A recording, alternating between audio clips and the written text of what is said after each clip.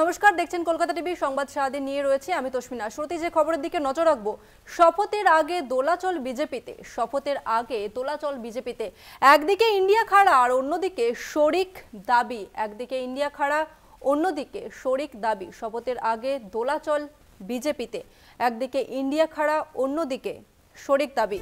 শপথ অনুষ্ঠানে মন দিতে পারছে না বিজেপি। শপথ অনুষ্ঠানে মন দিতে পারছে না বিজেপি। শপথের আগে বিজেপিতে দোলাচল। বিজেপির মহারাষ্ট্র ক্রাইসিস, শিন্ডেকে মন্ত্রকে সামিল করার ভাবনা, এমনটাই বলছে সূত্র। শিন্ডেকে মন্ত্রকে সামিল করার ভাবনা, ফড়নবিশকে মহামুখ্যমন্ত্রী করার ভাবনা, এই সিদ্ধান্তে খুশি নন শিন্ডে, এমনটাই জানাচ্ছে সূত্র। আপনাদের আরো একবার জানাবো, শপথের আগে বিজেপিতে দোলাচল, একদিকে শরিক দাবি তো অন্যদিকে ইন্ডিয়া খাড়া। শপথ অনুষ্ঠানে মন দিতে পারছে না বিজেপি, এমনটাই জানা যাচ্ছে। বিজেপির মহারাষ্ট্র ক্রাইসিস, শিন্ডেকে মন্ত্রকে সামিল করার ভাবনা বলছে সূত্র। ফড়নবিশকে মহামুখ্যমন্ত্রী করার ভাবনা এবং এই সিদ্ধান্তে খুশি নন একনাথ শিন্ডে।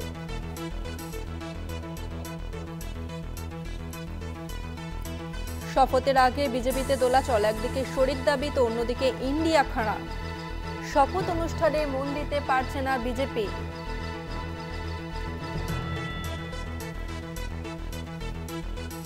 বিজেপির মহারাষ্ট্র ক্রাইসিস, শিন্ডেকে মন্ত্রকে সামিল করার ভাবনা, এমনটাই বলছে সূত্র। ফড়নবিশকে মহামুখ্যমন্ত্রী করার ভাবনা, তবে এই সিদ্ধান্তে খুশি নন একনাথ শিন্ডে, বলছে সূত্র। শপথের আগে বিজেপিতে দোলাচল, একদিকে শরিক দাবি তো অন্যদিকে ইন্ডিয়া খাড়া। শপথ অনুষ্ঠানে মন দিতে পারছে না বিজেপি।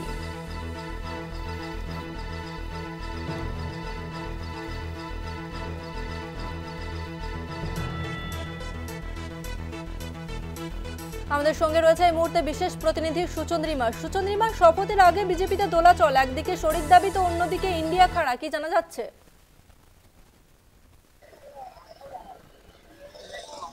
দেখো, যেমনটা এই শপথ গ্রহণ অনুষ্ঠানের আগে এনডিএ কে মান বাঁচাতে হচ্ছে, সেটা হয়তো নরেন্দ্র মোদীর একেবারেই আশা ছিল না। কারণ এবারে যিনি 400 পারের স্বপ্ন দেখেছিলেন, সেই এনডিএ বা বিজেপি, তারা যে 300 পেরোয়নি এককভাবে।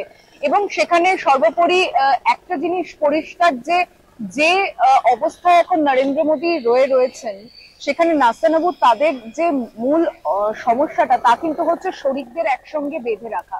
যেখানে ইন্ডিয়া জোটের প্রত্যেকে ঐক্যবদ্ধভাবে এখনো একে অপরের সঙ্গে আলোচনা চালিয়ে যাচ্ছে। প্রতিপক্ষ হিসাবে অর্থাৎ বিরোধিতার জায়গাতেই তারা জানিয়ে দিয়েছেন তারা সংসদে সেই দায়িত্ব পালন করবেন। সেখানে মন্ত্রিত্ব পালন করার লড়াইয়ে কে কোন জায়গা পাবে, এটা নিয়ে এখনো আলোচনা চলছে। এবং সেই আলোচনার জায়গা থেকে সংশয় তো বটেই, কারণ শপথ গ্রহণের আগে সাধারণত জানা হয়ে যায় যে কে কোন ক্যাবিনেট এবারে পেতে চলেছে, কিন্তু এখনো পর্যন্ত সেই ছবি পরিষ্কার নয়।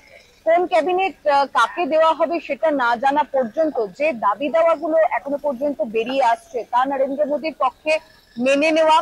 এবং শপথ গ্রহণের আগে যদি কোনো শরিক এই জোট থেকে বেরিয়ে যায়, অর্থাৎ এনডিএ তে যদি ভাঙন ধরে, তাহলে কিন্তু মুখ রক্ষার আর কোনো জায়গা থাকবে না নরেন্দ্র মোদীর কাছে। বলা যায় তখন কিন্তু তার প্রধানমন্ত্রী হওয়া তো দূরের কথা, এনডিএ যে সংখ্যায় তারা এবারে দিল্লির মসনদে বসতে চলেছে, সেটার সংখ্যাটাও কিন্তু অনেকটাই কমে আসবে। কারণ ইন্ডিয়ার কাছে মাত্র 39টা সিট হয়ে গেলেই, তারা ম্যাজিক ফিগারে পৌঁছে গেলেই কিন্তু খুব অনায়াসে তারা সেই সরকার বানানোর জন্য কিন্তু এগিয়ে যাবেন। তখন এই আলোচনা কোন স্তরে যেতে পারে। এবং মহারাষ্ট্রে যে কথাটা তুমি জিজ্ঞেস করলে, যে মহারাষ্ট্রে যে অবস্থা, তা কিন্তু গতকাল থেকে যে কথা বলছিলাম, অর্থাৎ এই ভাঙনের আজকে কোথাও নরেন্দ্র মোদী বুঝতে পেরেছেন, সেই ভাঙনের জায়গাটা কিন্তু একেবারে পুরোপুরি পরিষ্কার হয়ে যাবে। তাহলে এনডিএর অবস্থায় সেখানে মহারাষ্ট্রে যদি একনাথ শিন্ডেকে মুখ্যমন্ত্রীত্বের পদ হারাতে হয়, যা শোনার পর থেকেই তিনি প্রচন্ড অখুশি।